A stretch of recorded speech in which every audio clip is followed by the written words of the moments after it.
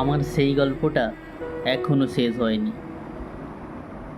শোনো, পাহাড়টা আগেই বলেছি ভালোবেসেছিল মেঘকে, আর মেঘ কিভাবে শুকনো খটখটে পাহাড়টাকে বানিয়ে তুলেছিল ২৬ বছরের ছোকরা, সে তো আগেই শুনেছ। সেদিন ছিল পাহাড়টার জন্মদিন। পাহাড় মেঘকে বললে, আজ তুমি লাল শাড়ি পরে আসবে।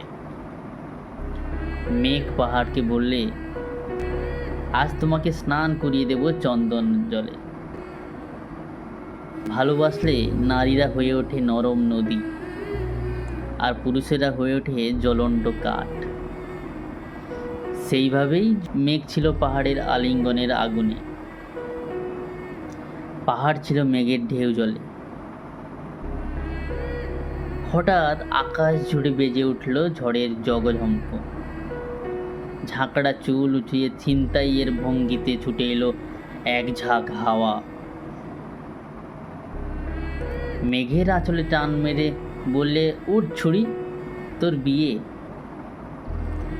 এখনো শেষ হয়নি গল্পটা।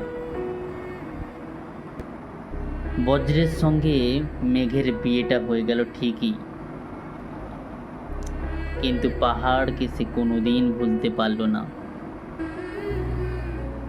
বিশ্বাস না হয়তো চিরে দেখতে পারো পাহাড়টার হাড় পাঁজর। ভেতরে থই থই করছে শত ঝর্ণার জল। নমস্কার, আমি নিতাই। আজকে পূর্ণেন্দু কর্তৃর লেখা সেই গল্পটা শোনালাম। তো আপনাদের কেমন হয়েছে অবশ্যই কমেন্ট বক্সে জানাবেন।